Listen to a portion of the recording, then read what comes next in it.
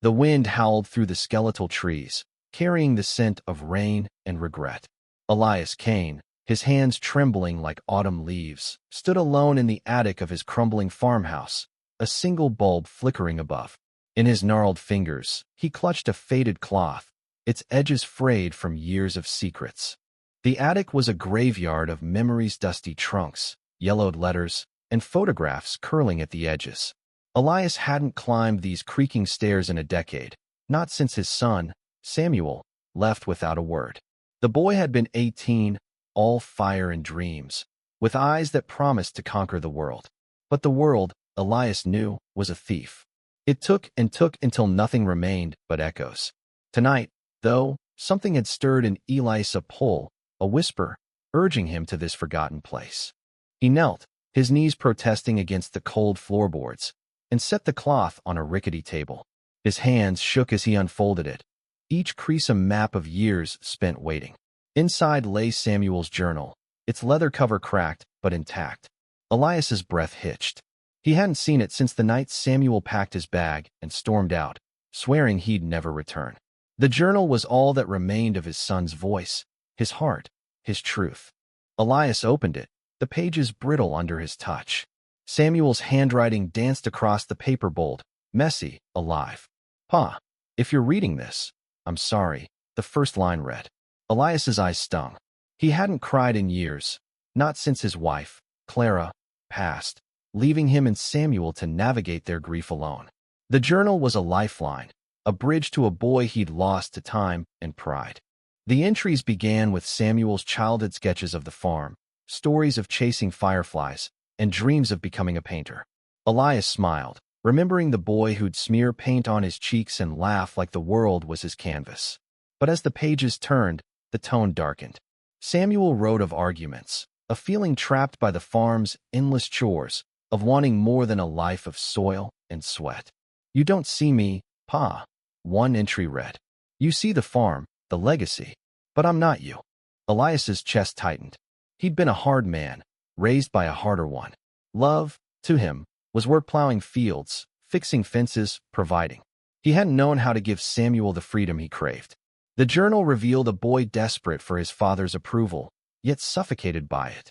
"I'm leaving tonight," the final entry said. "I'll find my own way. Don't hate me."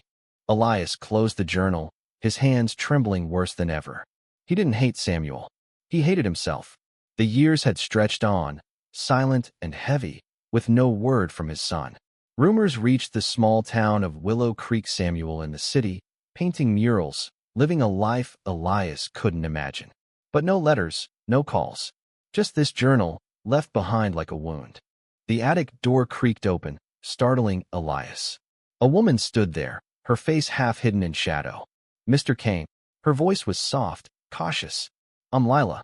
I knew your son." Elias froze. Lila was young, maybe 30, with kind eyes and a scarf wrapped tightly around her shoulders. She stepped forward, holding a small wooden box. "Samuel asked me to find you," she said. "He didn't make it." The words hit like a sledgehammer.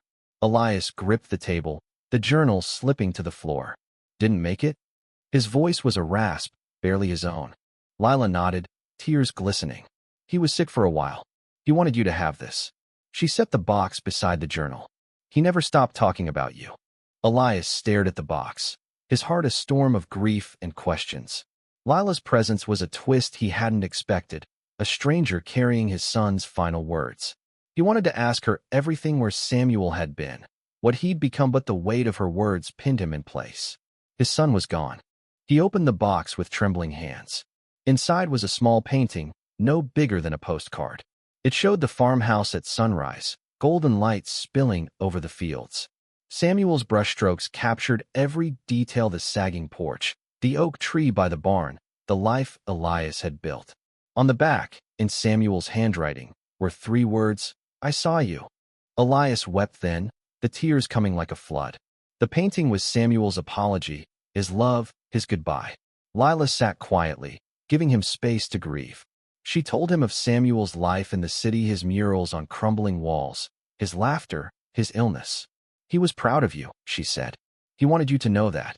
As dawn broke, casting pale light through the attic window, Elias held the painting close. He didn't know how to move forward, but he knew he couldn't stay in this attic forever. Samuel's journal and painting were a call to live, to honor the boy who'd seen him, even when Elias couldn't see himself. The farmhouse groaned under the weight of another storm, its walls shuddering as rain lashed the windows. Elias sat at the kitchen table, Samuel's painting propped against a cracked mug. The golden hues of the sunrise in the artwork seemed to mock the gray world outside, but Elias couldn't look away. It was all he had left of his son. Lila had stayed the night, sleeping on the worn couch in the living room. She'd offered to leave after delivering the box, but Elias, in a voice he barely recognized, had asked her to stay. He wasn't ready to be alone with his grief. Not yet. She'd shared more about Samuel, how he'd painted murals that stopped strangers in their tracks, how he'd spoken of the farm with a mix of longing and pain. Each story was a knife, cutting deeper into Elias's regret. Morning brought a fragile calm. Lila joined him at the table, her hands wrapped around a steaming cup of coffee. "He kept that journal with him always," she said, nodding toward the leather book Elias had brought downstairs. Even when he was too weak to write, he'd read it, like it grounded him. Elias traced the journal's cover, his fingers unsteady. "I didn't know him," he admitted. "Not the way I thought I did." The words felt like a confession, heavy with years of silence. He'd spent his life believing strength meant control over the land, over his son. Now he saw the cost. Lila leaned forward, her eyes searching his. "Samuel said you taught him to see beauty in small things, the way the light hits the fields, the rhythm of a plow. He put that in his art." Elias wanted to believe her, but doubt gnawed at him. Had he given Samuel anything worth keeping? He opened the journal again, flipping to a page he'd skipped the night before. It was a letter, dated a year ago, addressed to him. "Pa, I don't know if I'll ever send this," it began. "But I need you to know I'm trying to make you proud, even if I do it my way." The words blurred as Elias's eyes filled. He'd spent years thinking Samuel had rejected him, but here was proof of his son's love, scribbled in secret. He read on, learning of Samuel's struggles in the city, poverty, doubt, and finally, illness. Yet through it all, Samuel had painted, pouring his heart into colors and shapes that told stories Elias would never see. A knock at the door shattered the moment. Elias flinched, his hands fumbling the journal. Lila rose to answer it, revealing a man in a rain-soaked coat. He was older, maybe Elias's age, with a weathered face and eyes that carried their own grief. "I'm Thomas," he said, his voice rough. "Samuel was my friend." Elias's heart stuttered. Another stranger, another piece of Samuel's life he didn't know. Thomas stepped inside, shaking rain from his coat. "I didn't know if I'd find you," he said. "Samuel told me about this place, about you. He said if anything happened to him, I should come." The twist of Thomas's arrival unsettled Elias. He'd expected Lila to be the only messenger, but here was another, carrying a weight Elias could feel before Thomas even spoke. The man pulled a folded canvas from his bag, its edges stained with time. "Samuel wanted you to have this," he said. "It's the last thing he painted." Elias unfolded the canvas with care, his hands shaking so badly he nearly dropped it. The painting was of a tree, the oak by the barn, its branches heavy with leaves, lit by a moon that seemed to pulse with life. But at the base of the tree, half hidden in shadow, was a figure. It was Elias, younger, smiling, with Samuel's small hand in his. The memory it captured was so vivid, nights spent stargazing, teaching Samuel the constellations that Elias felt the air leave his lungs. "He painted it when he knew he was running out of time," Thomas said. "He said it was his way of coming home." Elias couldn't speak.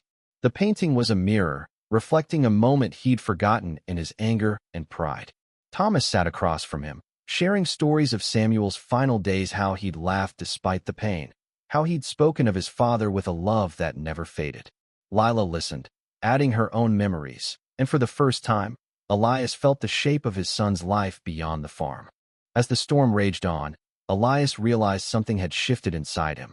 The paintings, the journal, these strangers, they were Samuel's legacy, not the farm. He'd spent years clinging to the land, thinking it was all that mattered. But Samuel had built something else, something that lived in colors and stories, in the hearts of those he'd touched. He looked at Lila and Thomas, their faces soft in the dim light. "Will you stay a while?" he asked. Tell me more about my boy." They nodded, and for the first time in years, the farmhouse felt less empty. The rain had stopped, but the air in Willow Creek hung heavy with damp earth and unspoken words. Elias stood on the porch, Samuel's second painting leaning against the railing. The oak tree in the artwork seemed to breathe, its branches swaying in a breeze only Samuel could have imagined. Elias felt his son's presence in every stroke, a reminder that love could endure even when pride had built walls. Inside, Lila and Thomas were sorting through a box of Samuel's sketches they'd brought from the city. Each drawing was a window into his world's cityscapes, faces of strangers, fragments of the farm woven into urban scenes. Elias joined them, his hands less shaky now, as if holding Samuel's art steadied him.